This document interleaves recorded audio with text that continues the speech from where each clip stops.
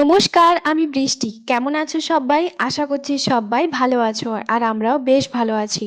কালকে হাজবেন্ডের night duty ছিল আর আজকে সকাল ৮টার সময় বাড়ি আসবে। তার আগে আমি কিন্তু ঘুম থেকে উঠে পড়েছি এই ৭টা ১৫-তে। আর এখন বিছানাটাকে ভালো করে গুছিয়ে নেব। রাতে না প্রচুর মশা থাকে, তার জন্য না মশারি না টাঙিয়ে ঘুমোনো মানেই হচ্ছে অবস্থা খারাপ।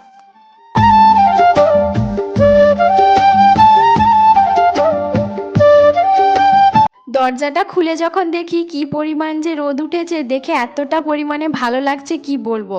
যাই হোক, এদিকে কিন্তু ব্ল্যাঙ্কেটটা রোদে দিলাম আর ও যেহেতু নাইট ডিউটি করে আসে, ও চান টান করে ঠাকুর পুজো করে যখন ঘুমোতে যাবে তখন কিন্তু এই ব্ল্যাঙ্কেটটা গরম হয়ে যাবে আর তখন গায়ে দিলে বেশ কিন্তু আরাম লাগবে।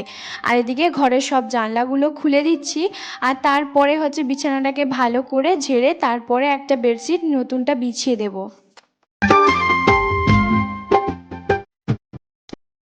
আর এদিকে রান্নাঘরের সামনেটা হচ্ছে যে স্লাইডিংটা থাকে না, ওটা দুপাল্লা হচ্ছে তোমার খুলে দিলাম। আর এদিকে তারপরে ও চলে এসেছে, কারণ গ্যাস ট্যাসগুলো একটুখানি পরিষ্কার করছিলাম তখনই ও জাস্ট এলো।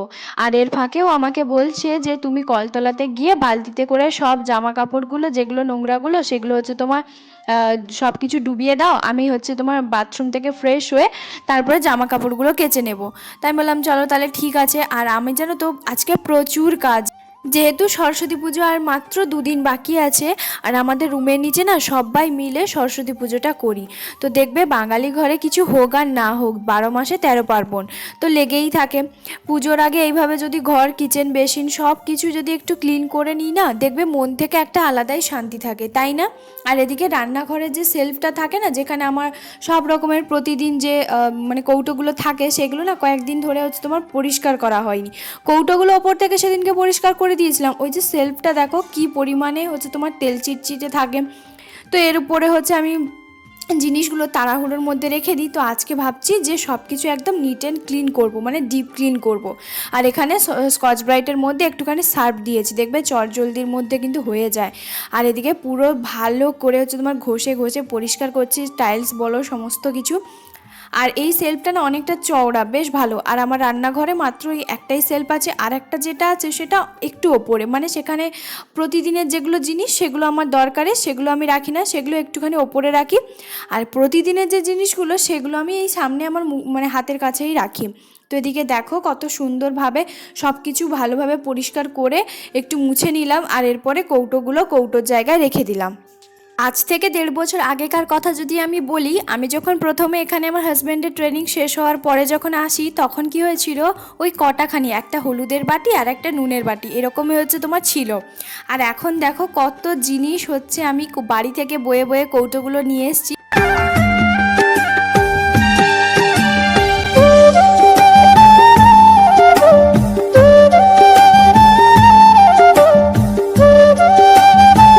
আর এখন ওপরে যেইগুলো ছিল সেইগুলো, এখানে একটা বাটি ছিল, যেমন একটা কাপের মধ্যে একটুখানি তেল রাখা ছিল, আর কিছু ছোটো প্লাস্টিকের যে তোমার চামচগুলো হয় না সেগুলো রেখেছিলাম। তো সেগুলো এখন ভালো করে চটজলদির মধ্যে ধুয়ে নিলাম। দেখবে সঙ্গে সঙ্গে কাজ যদি সঙ্গে সঙ্গে করে ফেলি না, ওটাই ভালো। আর আমি সকালবেলা থেকে জানো তো শুধুমাত্র শরবত খেয়েছি, আর কিছুই আমি খাইনি। তো খুব একটা যদিও খিদে পাচ্ছে না, আজকে ভেবেছি সব কিছু পরিষ্কার করব। এখন গ্যাসের নিচে সামনেটা, যেখানে গ্যাস সিলিন্ডারের সাইডে একটা ভেতরে একটা অনেক বড় জায়গা আছে, তো এখানে আমি না সমস্ত জিনিসগুলো রাখি। তো এটাও একটুখানি নোংরা হয়েছিল। পুজোর আগে যখন সব কিছু ভালোভাবে পরিষ্কার করছি, তাহলে ভাবলাম এটাও করে নিই। আর ওদিকে জানো তো ও কতগুলো জামা কাপড় যে নিয়ে বসছে কাচাকুচি করতে, ও ওই বাইরের ওই কলতলাটাতে কাছে, আর এদিকে আমি এদিকে করছি। আর সকালবেলা জানো তো শুধুমাত্র জল খেয়েছি, আর কোনো কিছুই খাইনি। আজকে সব কিছু কাজ করব, তারপরে খাওয়া দাওয়াটা আজকে দেরি করব, 1-8 দিন মানাই যায়। আর জলটা বারবার খাচ্ছে, যেহেতু আমি খালি পেটে একদমই থাকতে পারি না, তার জন্য। আমি যখন প্রথমে এখানে আসি, মাত্র 2টো থালা, একটা কড়াই, একটা চামচ এইরকম ছিল।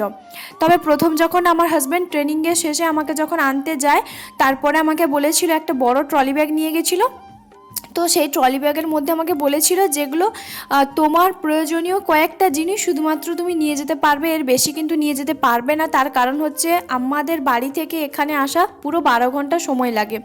তো বুঝতেই পারছো কতটা পরিমাণে। আর বাড়িতে না সব জিনিসপত্র আছে, তবে এখানে নিয়ে আসা না একদমই অসম্ভব। তার কারণ হচ্ছে আমি তো আছি এখানে বলতে পারো আজকে 1.5 বছর ধরে হয়েই গেল, তবে ও আছে হচ্ছে তোমার ট্রেনিং নিয়ে 2 বছর বলতে পারো। তো এখান থেকে জিনিসপত্র টেনে নিয়ে আসা নিয়ে যাওয়া না প্রচণ্ড অসুবিধে হবে, জিনিসপত্র অবস্থাও খারাপ হবে। আমরা এখানে যতজন আছি তারা কিন্তু মোটামুটি একটা কাজ চালিয়ে নেওয়ার জন্য প্রতিদিন যেগুলো টুকটাক জিনিসপত্র সেইগুলোই শুধুমাত্র আমরা নিয়ে এসেছি। তো সেরকম কোনো কিছু নিয়ে আসেনি। এই যেমন ধরো এই যে কৌটো বলো, এই যে ছোটো একটা বালতি, এগুলো কিন্তু ওই হয় না খুব কম দামে 35-40 টাকা 50 টাকার ওরকম জিনিসগুলো আমরা এখানে কয়েকটা জিনিস কিনেছি ওই সামনে যখন ফেরিওয়ালা যায়। আর এই চা কাপটা এটা মা একবার এসেছিলো, মা আমাকে হচ্ছে তোমার 6টা একদম সেট কিনে দিয়ে গেছিলো। দেখো এখানে একদম সাধারণ কোনো কিছু তোমরা জিনিস সেরকম দেখতে পাবে না, তবুও কিন্তু আমার ছোট্ট সংসারে আমি কিন্তু অনেক বেশি খুশি থাকি। এই যে ধরো আমার ছোট্ট একটা সংসারে আমার এখানে কিছুই নেই, আমাকে এইভাবেই হচ্ছে জিনিসগুলো রাখতে হচ্ছে। তাতে কি হয়েছে, যেখানে স্বামী স্ত্রী সুখ শান্তি ভালো সমস্ত কিছু আছে না, সেখানে দেখবে বেশি জিনিসপত্র দেওয়ার দরকার নেই, রাখারও কোনো প্রয়োজন নেই। দেখবে এই ছোট্ট সংসারের মধ্যেও আমি কিন্তু সুন্দরভাবে মানিয়ে গুছিয়ে সুন্দরভাবে চলি, আমার কিন্তু কোনো রকম অসুবিধে হয় না। আমি হয়তো প্রথমে ভাবছিলাম যে ফ্রিজ নেই আমি থাকবো কীভাবে, জিনিসপত্র রাখবো কীভাবে, মানে ওরকমটাই প্রথমে ভাবছিলাম, কিন্তু বিশ্বাস করবে না একদম আলাদা। সব জিনিস অল্প অল্প করে রান্না করি, আর মোটামুটি টুকটাক যে জিনিসগুলো সেগুলো আমি নিচে একটা ভাবির কাছে ওখানে হচ্ছে তোমার রেখে দিয়ে আসি। ওই ধরো টক দই মাঝে মধ্যে, আর কিন্তু অন্য কিছুই রাখতেই পারি না, আর আমি রাখিও না। যেমন ধরো মাংস বলো এটা সেটা সব কিছু অল্প পরিমাণে নিয়ে আসা হয়, যতটুকুনি আমাদের দুজনের প্রয়োজন ততটুকুনি। আর দেখতেই পেলে ও কিন্তু বাইরে ওর জামা কাপড় কাচা হয়ে গেছে, আর ও এখন সব কিছু মেলে দিচ্ছে। পুরো জায়গা জুড়ে অনেক আজকে জামা কাপড় কেচেছে বেচারা, কি আর বলবো। দেখবে হাজব্যান্ড ওয়াইফ দুজন মিলে একসঙ্গে কাজ করলে না কাজটা অনেকটা তাড়াতাড়ি হয়। এই যে ধরো আমি এদিকে ঘর সংসারটা পুরোটা ভালোভাবে রান্নাঘর পুরো ঘর মুছা পরিষ্কার এগুলো যে ডিপ ক্লিন করছি, ওর ফাঁকে কিন্তু আমাকে যদি জামা কাপড়টা কাচতে হতো তাহলে কতটা অসুবিধে হতো, তাই না? আমার আরও অনেকটা দেরি হয়ে যেত। আর এদিকে পুরো ঘর ভালো করে সিঁড়ি থেকে শুরু করে সব কিছু মুছে এখন পুরো ঘর থেকে বারান্দা সব কিছু এখন ভালো করে মুছে নেব। আমি কিন্তু প্রতিদিন হচ্ছে ঘরটা মুছি, তার কারণ হচ্ছে বাসি জিনিস যেহেতু রাখতে নেই, বাসি উঠোন, তো তার জন্য আমি পুরো ঘর ভালো করে মুছে দিই। ও না কালকে একটা বাজার থেকে মানে গামছা নিয়ে এসেছিলো, তো সেই গামছাটা যেহেতু ও কালকে পরবে, তো তার জন্য আমাকে বললো আমি ধুয়ে দিচ্ছি তুমি একটুখানি শুকিয়ে দাও। কলতলাতে এগুলো যে যা কিছু দেখছো সেগুলো কিন্তু আমাদের নয়, নিচ থেকে একজন এসছে, উনি এখানে বসে জামা কাপড়টা কাচবে। আর এদিকে ও কিন্তু গেছে চান করতে। আমার বলতে পারো ঘরের সমস্ত কিছু কাজ মোটামুটি কমপ্লিট, শুধুমাত্র বেসিনটা হচ্ছে ধোবো। তো চলো এটা এখানে রোদে শুকোতে দিই। বেসিনটা কিন্তু ওকে আমি বলেছিলাম তুমি ব্রাশটা করে যেহেতু যাচ্ছ তাহলে বেসিনের মধ্যে একটুখানি হারপিকটা দিয়ে দিও, আর হারপিক দিয়ে কিন্তু ভালোভাবে ক্লিন করলে না জাস্ট দারুণ হয়। তো চলো এখন ঝটপট করে নিই।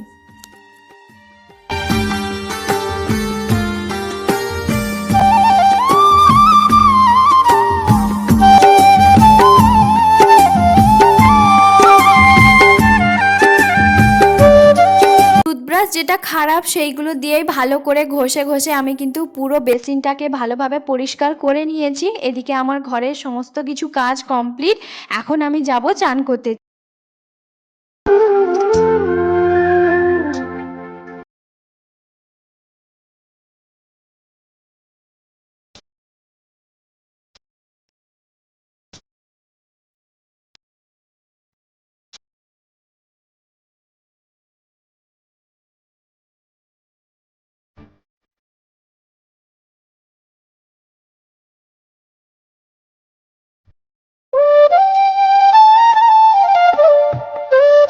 আর এই যে চান করে এখন হচ্ছে জামাটা হচ্ছে তোমার মেলতে এসছি, আর বাইরে কিন্তু প্রচণ্ড পরিমাণে রোদ, আর এখন জানো তো প্রচুর খিদে পাচ্ছে।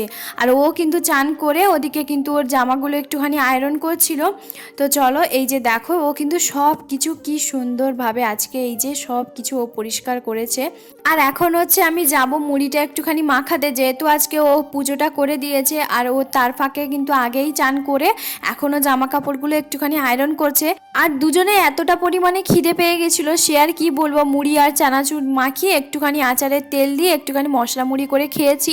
আমি তো জল ঢেলেই খেয়েছি, আর ওর জন্য ওরকমভাবেই করে দিয়েছিলাম। মুড়িটা খাওয়ার পরে এখন একদিকে বসিয়ে দিয়েছি দুধটা গরম হয়ে গেছে, আর আমার নিজের জন্য একটুখানি চা করছি। ও তার ফাঁকে কিন্তু একটুখানি বসছে, তারপরে ও কিন্তু ঘুমোবে, যেহেতু ও কালকে নাইট ডিউটি করে এসছে। ও এখন ভীষণ পরিমাণে টায়ার্ড, আর আমি এমনি বসবো। তো আজকের ব্লগটা তোমাদের সবার কেমন লাগলো বন্ধুরা, প্লিজ একটা কমেন্ট করে জানাতে একদম ভুলবে না।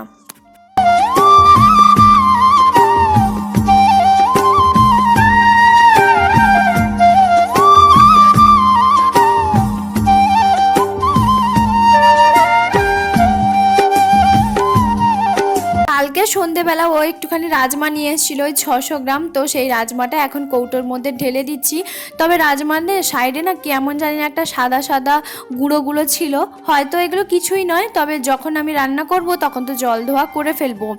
তো চলো, আজকের ব্লগটা তোমাদের সবার কেমন লাগলো প্লিজ একটা কমেন্ট করে জানাতে একদম ভুলবে না। দেখা হবে আবারও একটা নতুন ব্লগে। সবাই খুব ভালো থাকবে, সুস্থ থাকবে।